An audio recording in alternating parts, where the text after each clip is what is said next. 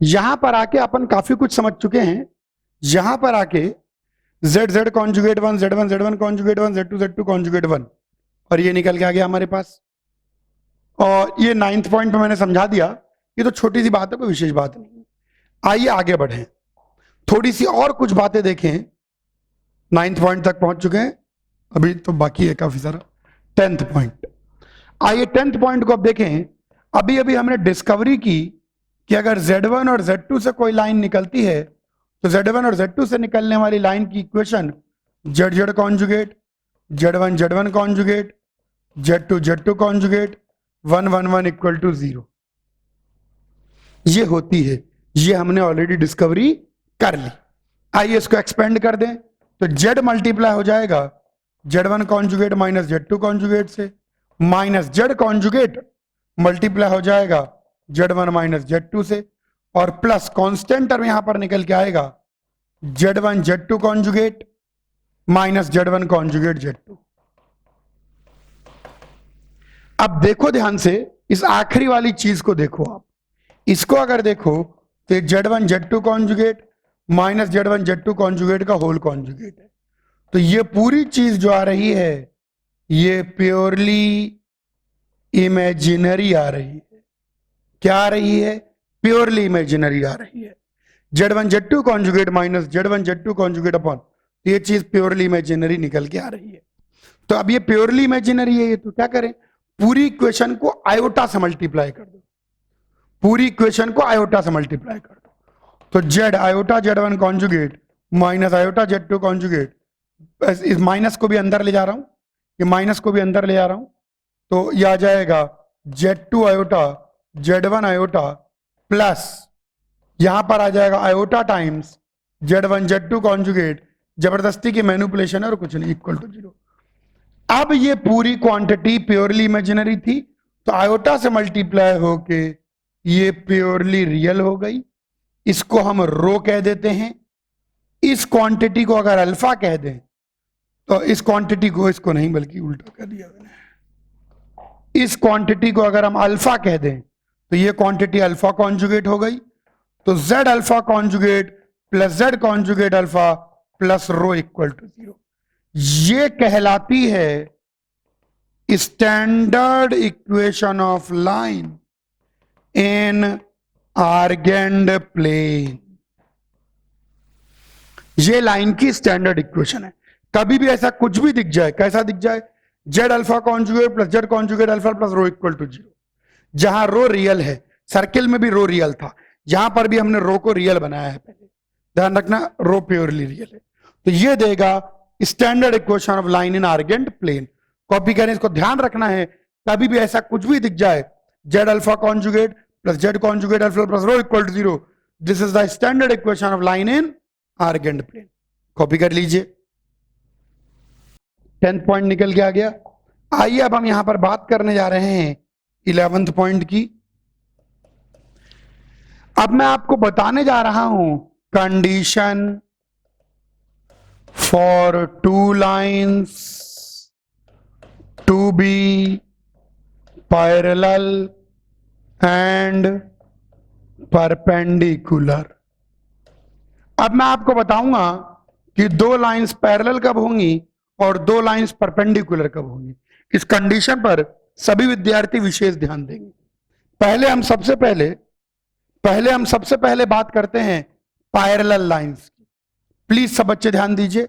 मान लीजिए इस लाइन पर एक पॉइंट Z1 है, इस लाइन पर एक पॉइंट Z2 है, और इस लाइन पर एक पॉइंट Z3 है, और इस लाइन पर एक पॉइंट Z4 है।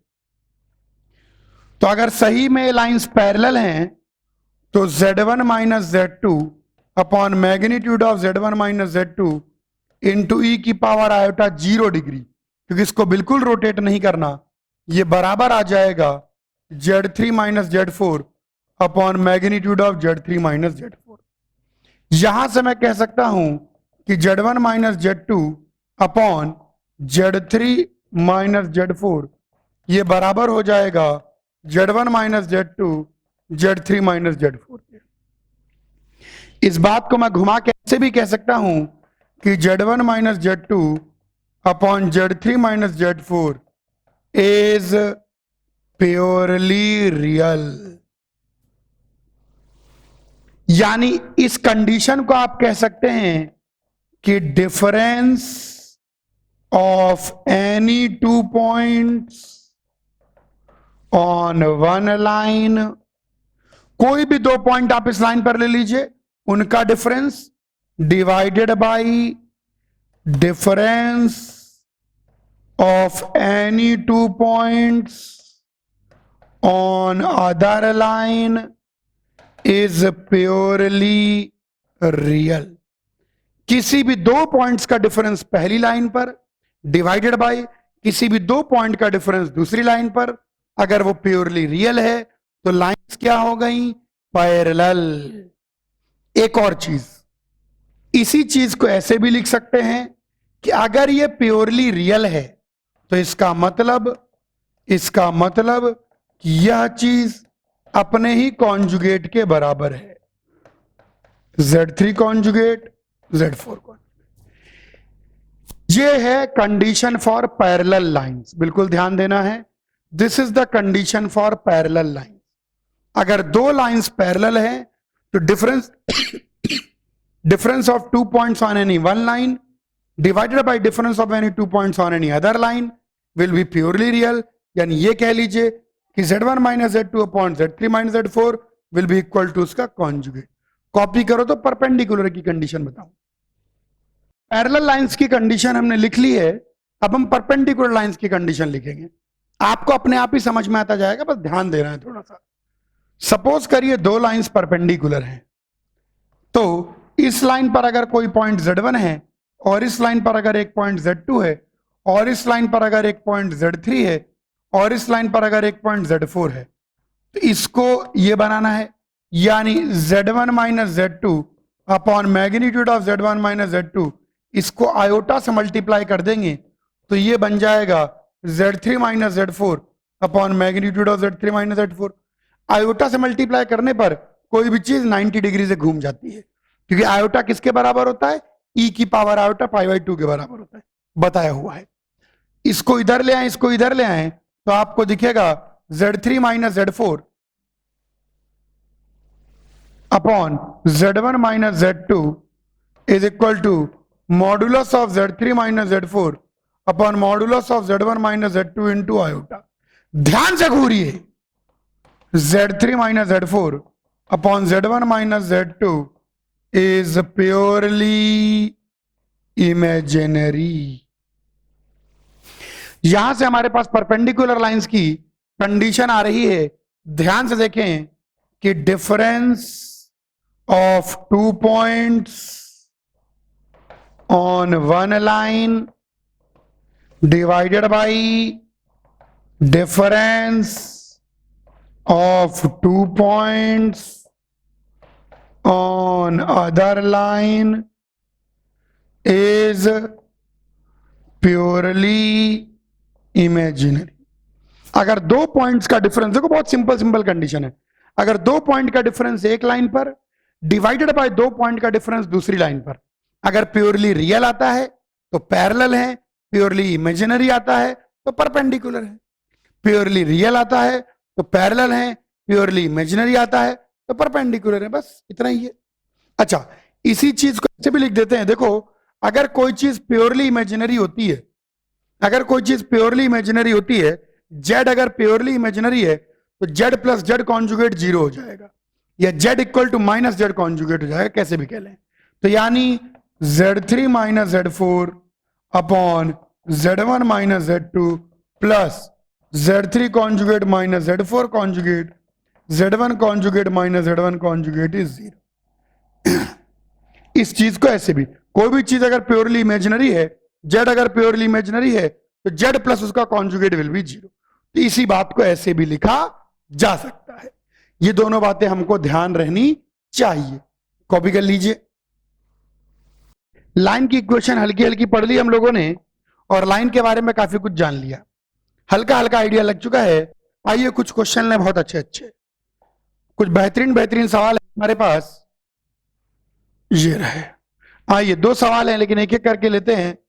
सबसे पहले ऊपर वाला सवाल लेते हैं। ध्यान से इस सवाल को देखेंगे और ये बहुत अच्छा क्वेश्चन है, आराम से दिख रहा होगा मुझे उम्मीद है आप लोगों को। क्वेश्चन क्या कहता है, if the equation of perpendicular bisector of line joining PZ1 QZ2 are in the complex plane, in होना चाहिए वहां पर, in the complex plane is this. तो अल्फा और आर की वैल्यू पूछी है।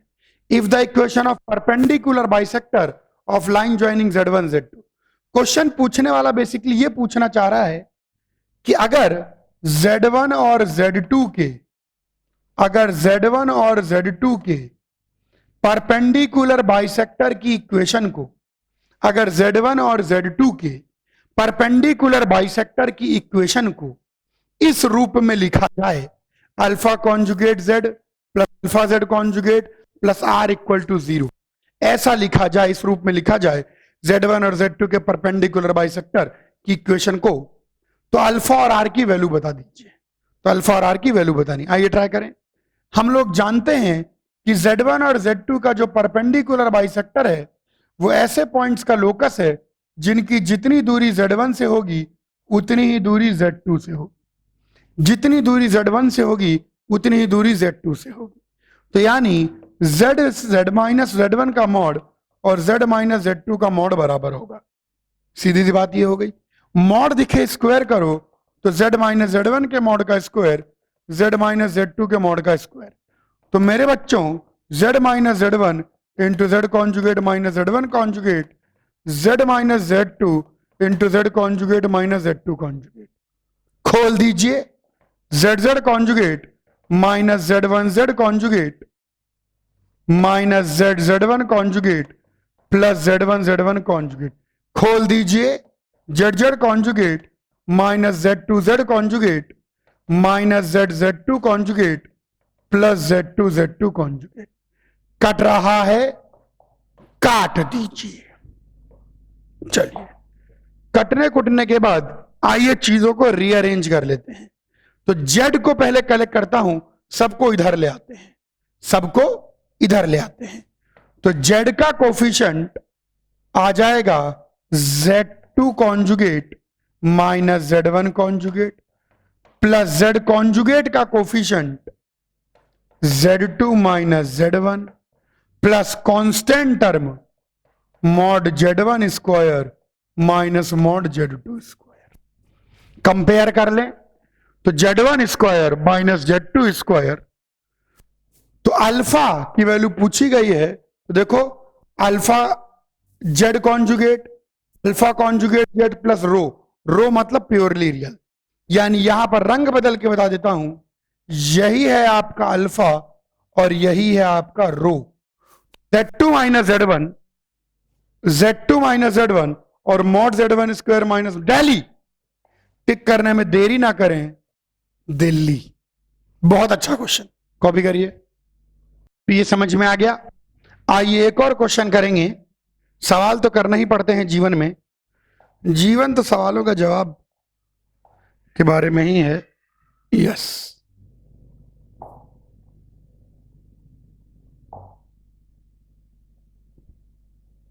या एक और सवाल सब बच्चे देखें। आइए, क्वेश्चन क्या कहता है, the straight line this on the complex plane has intercept on the imaginary axis. तो इमेजिनरी एक्सिस पर इंटरसेप्ट निकालना है, यानी पता करना है कि ये इमेजिनरी एक्सिस को कहां काटता है। जहां पर भी इमेजिनरी एक्सिस को काटेगा वहां पर x की वैल्यू 0 होगी, z किसके बराबर हो जाएगा, आयोटा y के बराबर। भाई इमेजिनरी एक्सिस को जहां पर भी काटेगा, लाइन कहां पर रियल एक्सिस को काटती है, लाइन कहां पर इमेजिनरी एक्सिस को काटती है, यह पता लगाना बहुत इजी है। आइए हम लोग तो दोनों ही पता लगा लेते हैं कि कहां पर ये रियल एक्सिस को काटता है। आइए लाइन खींच लेते हैं, कट्स रियल एक्सिस। अगर ये रियल एक्सिस को काटेगा तो z की वैल्यू x हो जाएगी। z की वैल्यू x क्यों हो जाएगी, y 0 हो जाएगा। तो z को x रख दें, तो 1 plus 2 iota into x plus 2 iota minus 1 into x is equal to 10 iota. आइए इसको रीअरेंज करें, x प्लस 2 आयोटा एक्स, यहां पर भी plus 2 iota x minus x equal to 10 iota.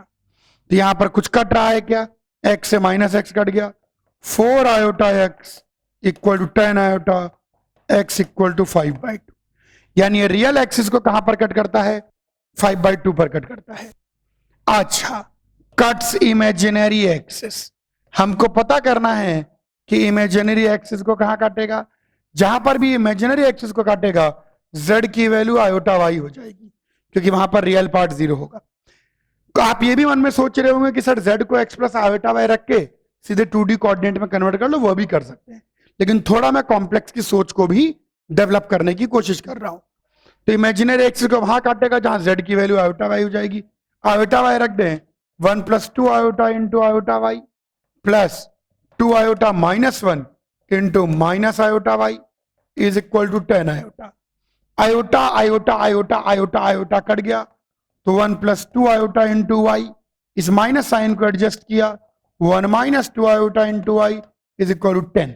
Iota iota iota iota cut गया, चारों तरफ divide कर दें आयोटा से, और ये माइनस साइन को एडजस्ट खोल दीजिए, y plus 2 iota y plus y minus 2 iota y equal to 10। तो 2 आयोटा y कट गया, 2y इक्वल टू 10, तो y की वैल्यू निकल के आ गई 5। तो 5 है कहीं, वाह वाह आ गया। देर ना करें, ये चीज ध्यान रखें, वैसे जनरल भी ध्यान रखें, कोई भी कॉम्प्लेक्स नंबर, कोई भी इक्वेशन, कोई भी लोकस है, कोई भी लोकस है, अगर वो रियल एक्सिस को जहां पर काट रहा है तो z को सीधे x रख के सॉल्व कर लें, जो x की वैल्यू आएगी वही रियल एक्सिस को काटेगा। और कोई भी लोकस कितना भी कॉम्प्लिकेटेड है, अपन ने सर्किल में भी यही हरकत की, अगर वो इमेजिनरी एक्सिस को काट रहा है तो z को आयोटा y रख दें और सॉल्व कर लें, y की वैल्यू आएगी, आपको पता लग जाएगा कि y इंटरसेप्ट कितना है। कॉपी करिए। आइए और सवाल लगाएं। सवालों पर बहुत ज्यादा ध्यान देना है, सवाल नहीं है बवाल है। तो ये भी हो गया, ये भी हो गया, ये यस, इसका इंटरसेप्ट तो हम ऑलरेडी निकाल चुके हैं, ऊपर वाला पार्ट करेंगे। आईआईटी में आया हुआ बहुत अच्छा क्वेश्चन, ये देखिए, स्लोप जैसी चीज नहीं होती है एक्चुअली कॉम्प्लेक्स नंबर में, लेकिन फिर भी एक क्वेश्चन आईआईटी वालों ने बनाया, बहुत अच्छा क्वेश्चन। क्वेश्चन पर ध्यान देंगे, इसके सॉल्यूशन पर ध्यान देंगे। क्वेश्चन कहता है, अब उसने क्या किया, उसने कंसेप्ट बनाया। देखिए क्या कहता है question, let Z1 and B Z2 represent two complex number on complex plane. तो Z1 और Z2 दो कॉम्प्लेक्स नंबर को रिप्रेजेंट करता है complex number. Suppose the complex slope, एक नया शब्द आया, complex slope of line joining A and B defined as this. तो कॉम्प्लेक्स स्लोप का नाम दिया गया है कि Z1 minus Z2 upon Z1 conjugate minus Z2 conjugate, then the lines L1 with complex slope omega 1। तो L1 की complex slope omega 1 क्या हो जाएगी, Z1 minus Z2 upon Z1 conjugate minus Z2 conjugate, और L2 की complex slope omega 2 हो जाएगी। तो L2 की कॉम्प्लेक्स स्लोप हम मान लेते हैं Z3 minus Z4 upon Z3 conjugate minus Z4 conjugate. ये हमने मानी नहीं है और न ही ऐसी कोई चीज होती है, ये क्वेश्चन के अंदर गिवन है। क्वेश्चन ने बोला कि हम इस क्वांटिटी को कॉम्प्लेक्स स्लोप कह देते हैं। फिर क्वेश्चन वाला बोलता है कि अगर लाइन L1 की कॉम्प्लेक्स स्लोप ओमेगा 1 है, लाइन L2 की कॉम्प्लेक्स स्लोप ओमेगा 2 है, तो दोनों लाइंस परपेंडिकुलर होंगी कब? आमतौर पर अगर स्लोप होती तो M1 M2 माइनस 1 आता। तो बहुत सारे बच्चे खुशी के मारे कैलकुलेटर टिक कर देते हैं, फिर एग्जामिनेशन के बाद अकेले में कहीं बैठ के हंसते हैं। अच्छा, परपेंडिकुलर टू ईच अदर, अब हम लोग तो ऑलरेडी कंडीशन ऑफ परपेंडिकुलरिटी जानते हैं। अब मैं बोलूंगा if line joining Z1 and Z2 is perpendicular to Z3 and Z4।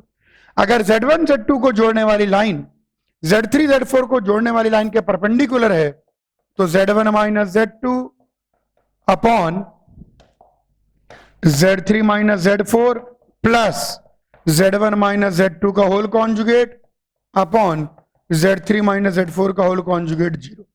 ये कंडीशन हम ऑलरेडी डिराइव कर चुके हैं, क्योंकि Z1 minus Z2 upon Z3 minus Z4 purely imaginary आता, Z1 minus Z2 upon Z3 minus Z4 purely imaginary आता। और अगर कोई चीज प्योरली इमेजिनरी है तो प्योरली इमेजिनरी प्लस उसका कॉन्जुगेट 0 आएगा। आइए देखिए, कुछ कह सकते हैं कि ऐसे ही बैठ के हंसना पड़ेगा आज, इसको पल्ली तरफ ले जाएं, तो Z1 minus Z2, Z3 minus Z4 is minus times Z1 conjugate minus Z2, Z3 minus Z4। Cross multiply कर दें इन दोनों को, तो Z1 minus Z2 upon Z1 conjugate minus Z2 conjugate is equal to Z3 minus Z4 upon Z3 conjugate. क्या देख रही हैं आंखें? क्या देख रही हैं आंखें? आज आंखों ने देख लिया, लिखा हुआ है ω1 इक्वल टू माइनस ω2, यानी ω1 प्लस ω2 इक्वल टू 0। यानी अगर दो लाइन, अगर हम लाइन की स्लोप को इससे डिफाइन करें तो दो लाइंस परपेंडिकुलर होंगी अगर उनके स्लोप का सम 0 होगा। तो यहां पर सही आंसर, सही उत्तर आ जाएगा आपका ए। टिक करने में देरी ना करें, टिक करते हैं, कॉपी कर लीजिए। आइए और बात करनी है, देखें कौन से पॉइंट तक पहुंच गए थे। क्वेश्चन करते करते यही ध्यान नहीं रहा, तो हम लोग पहुंच चुके थे पॉइंट नंबर 11 तक। Condition for two lines to be parallel and perpendicular. 11वें पॉइंट तक हम लोग पहुंच चुके थे, पर कहानी अभी खत्म नहीं हुई है। आइए 12वें पॉइंट, ब्लैक, ब्लैक मेरा फेवरेट कलर नहीं है, मेरा फेवरेट कलर से रेड है। आइए 12वें पॉइंट की बात करें। 12वें पॉइंट पर सब बच्चे विशेष ध्यान देंगे। तो लाइंस और सर्किल की इक्वेशन चल रही है, जीवन में आनंद आ रहा है। सर्किल को इस नजर से हमने पहले कभी नहीं देखा था, नजर नजर में फर्क आने से फर्क पड़ता है। खैर, अब हम स्ट्रेट लाइन की इक्वेशन के भी दो फॉर्म पढ़ चुके हैं, एक तो डिटरमिनेंट फॉर्म पढ़ चुके हैं, एक स्टैंडर्ड फॉर्म पढ़ चुके हैं, Z alpha conjugate plus Z conjugate alpha plus rho equal to 0। आइए स्ट्रेट लाइन की ओर दोबारा रुक करें। अगर एक Z1 है, एक Z2 है, आइए स्ट्रेट लाइन की इस इक्वेशन को लिखने का एक और नया तरीका होता है। अच्छा, आपको याद है वेक्टर के अंदर अपन लाइन की इक्वेशन कैसे लिखते? एक पॉइंट का पोजीशन वेक्टर अगर ए वेक्टर है और दूसरे पॉइंट का पोजीशन वेक्टर अगर बी वेक्टर है, एक पॉइंट का पोजीशन वेक्टर अगर ए वेक्टर है, दूसरे पॉइंट का पोजीशन वेक्टर अगर बी वेक्टर है, तो लाइन की इक्वेशन लिखते थे R vector equal to A vector plus lambda times B vector minus A vector. याद ही होगा, आप लोग इंटेलिजेंट है, मुझे पता है। अच्छा, इस लाइन पर अगर कोई भी पॉइंट जेड ले लूं, ध्यान सुनेंगे, इस लाइन पर अगर कोई भी पॉइंट जेड ले लूं तो वो जेड इसको किसी ना किसी रेशियो में डिवाइड तो करेगा ही करेगा। तो हम एज्यूम कर लेते हैं कि जेड इसको k:1 के रेशियो में डिवाइड करता है। के पॉजिटिव होगा तो एक्सटर्नल डिवीजन, के नेगेटिव होगा तो इंटरनल डिवीजन। ऑब्वियस सी बात है, कोई भी कॉम्प्लेक्स नंबर जेड लोगे तो इनको किसी ना किसी रेशियो में डिवाइड करेगा ही करेगा। बीच में लेके आप इक्वेशन लिख लें, कैसे भी लिख लें, बल्कि बीच में लेके लिख लेते हैं, फालतू छोटे बच्चों का कंफ्यूजन क्यों बढ़ाया जाए। अब देखिए, कोई भी कॉम्प्लेक्स नंबर जेड अगर इस लाइन पर है तो वो इसको किसी ना किसी रेशियो में तो डिवाइड करेगा ही करेगा। के अगर नेगेटिव ले लोगे तो एक्सटर्नल डिवीजन, के पॉजिटिव रहेगा इंटरनल डिवीजन। चलिए, तो जेड को मैं लिख सकता हूं KZ2 plus Z1 upon K+1, ऐसा मैं लिख सकता हूं इस चीज को, जेड को। अब जरा सा बच्चे ध्यान देखेंगे, थोड़ा सा घूरेंगे इसको, तो इस चीज को मैं ऐसे लिख सकता हूं। आप देखिए, इस यहां पर थोड़ा सा अजीबोगरीब सा लग रहा है, लेकिन नीचे K+1 निकल के आ रहा है। क्या निकल के आ रहा है? K+1 निकल के आ रहा है। तो मैं K+1 Z2 plus Z1 minus Z2 upon K+1 कर देता हूं। उससे एक आजाद हो गया, Z2 आजाद हो गया। तो Z की value Z2 plus 1 upon K+1 into Z1 minus Z2। 1 upon K+1 को अल्टीमेटली K कोई ना कोई नंबर है, पॉजिटिव है नेगेटिव है नंबर है, तो 1 अपॉन K+1 भी कोई ना कोई नंबर उत्तरी, यानी Z equal to Z2 plus lambda times Z1 minus Z2। ये कहलाती है पैरामेट्रिक इक्वेशन ऑफ लाइन, और लैम्डा यहां पर है पैरामीटर।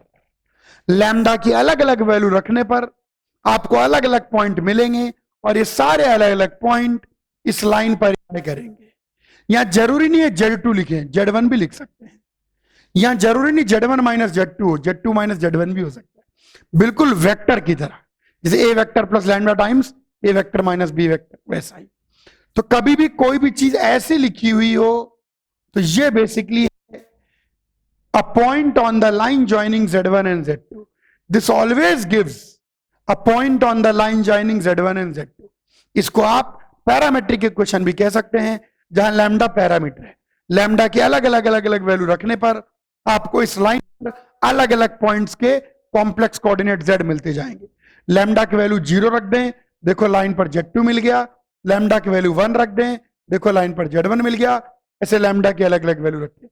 ये ध्यान होना चाहिए, अगर हमारे आंखों के सामने कुछ भी ऐसा लिखा हुआ है, अगर हमारे आंखों के सामने कुछ भी ऐसा लिखा हुआ है, तो this is the equation of a line in Argand plane joining the point Z1 and Z2, parametric equation of line. बहुत काम की नहीं है, लेकिन अंडरस्टैंडिंग आनी चाहिए कि ये क्या है। कॉपी करिए।